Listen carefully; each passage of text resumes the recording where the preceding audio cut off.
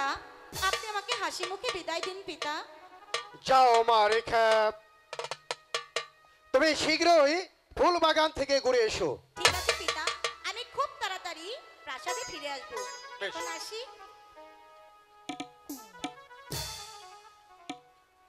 ইব্রাহিম, তুমি যেখানেই থাকো না কেন সেখান থেকে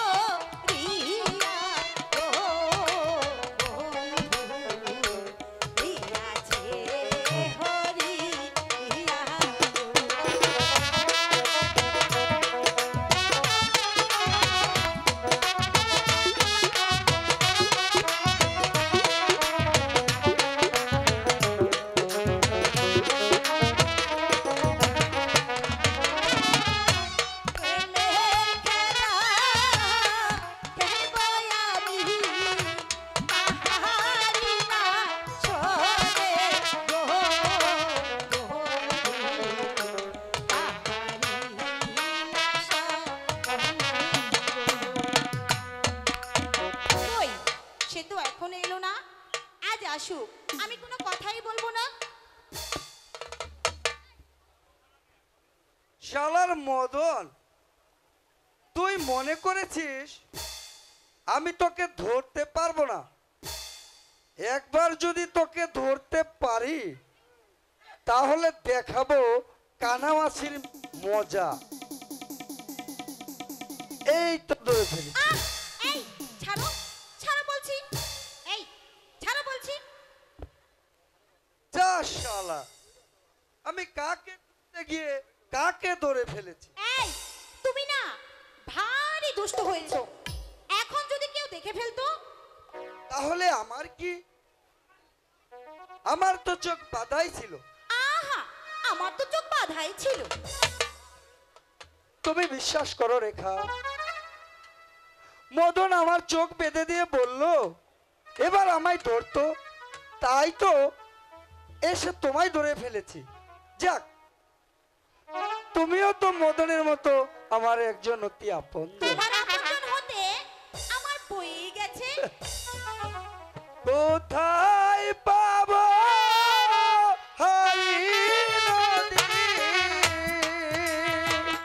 ও কন্যা কোথায় পাবো ধরি গো কন্যা, কোথায় পাবো ধরি গো।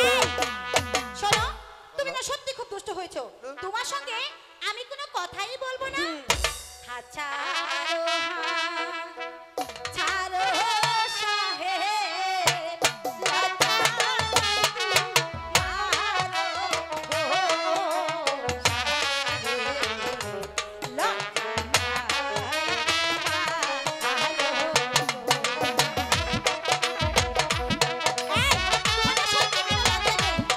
আমার বয়েই গেছে।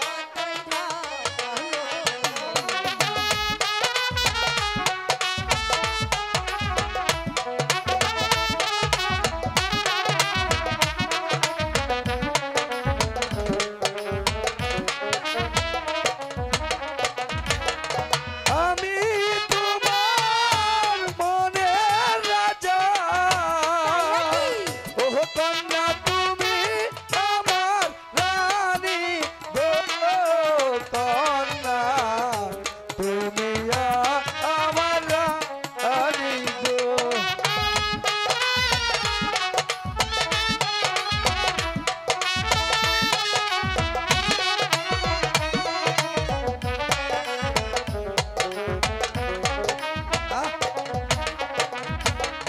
তোমার জায়গা আমার পরাণ, ও কন্যা আমার পরাণ কান্দে গো, কন্যা আমার পরাণ কান্দে গো।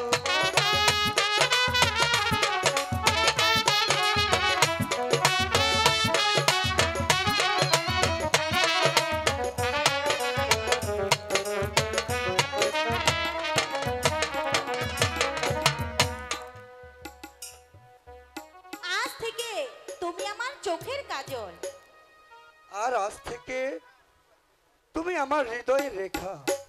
রেখা, এবার অনেক হয়েছে, এবার চলো চলো। হ্যাঁ বন্ধু, যাবো তো, কিন্তু প্রতিদিন সন্ধ্যাবেলা আমার এই ফুল বাগানে আমার সঙ্গে দেখা করবে তো? ঠিক আছে, আমি তাই করব। বন্ধু, তুমি কি জানো এত প্রেম এত সুখ কোথা থেকে আসে?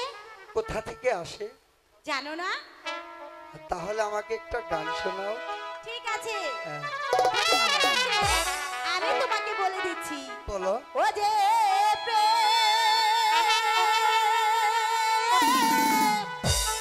স্বর্গ হতে এসে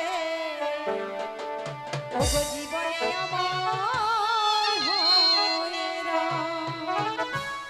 ও যে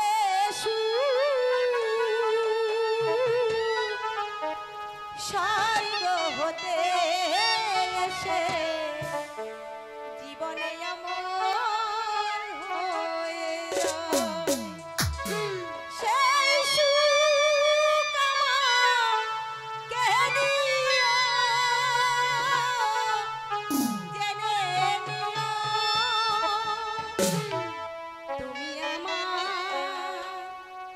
তুমি আমার প্রাণের চেয়ে প্রিয়।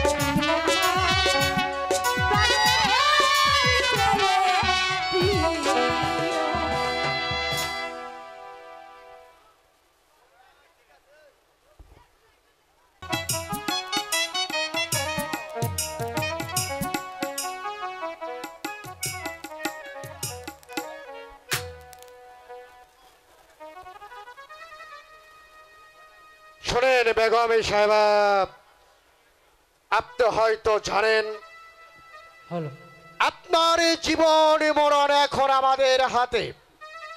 তা জানি, বন্দি যখন করেছো এখন যা ইচ্ছে তাই করতে পারো।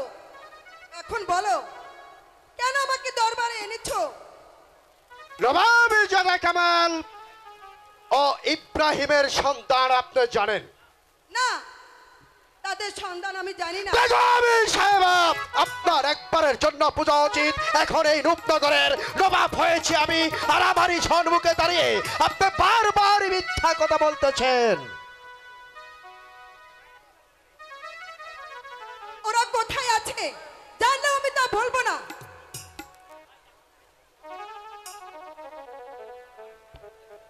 সেই সাই যদি আপনি না বলেন আপনাকে কেমন করে বলাতে হবে তা বেশ ভালোভাবে জানা আছে। জাফর আলী খান, বলুন জাহাবানা। তাবুকের ভয় আমি কণ্ঠিত নই।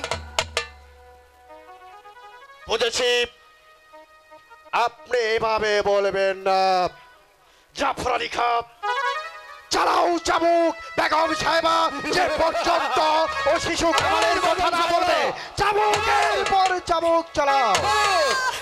বলুন বলুন, কোথায় আছে ওরা? কামালকে কোথায় লুকিয়ে রেখেছে? বলুন, জবাব দিন। বলছি তো আমি জানি না। আহ, আহ, জাফর আলী খান, রেখে দাও বেগম সাহেবাকে এখানে।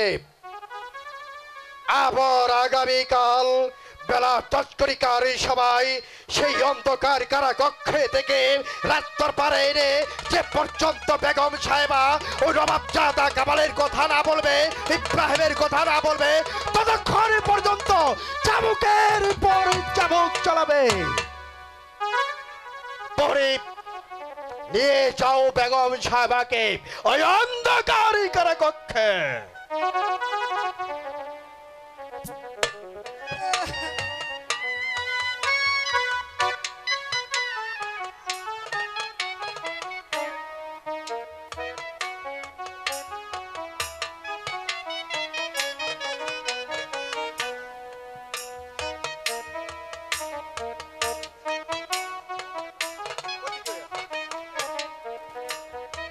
জাফর আলী খান, চলো এবার আমরা বিশ্রাম কক্ষে চলে যাই। আগামীকাল সকাল তৎকরিকার সবাই আবার ওই বেগম হুসনা বানুকে রাত্তর পারে এনে তাকে চাবুকের পর চাবুক মেরে যে পর্যন্ত কামালের কথা না বলে তার পৃষ্ঠে তুমি চাবুক মারবে, চাবুক মারবে। তাই চলে এসো চলুন জাফর আলী জাহাবানা, খান। তাই চলুন।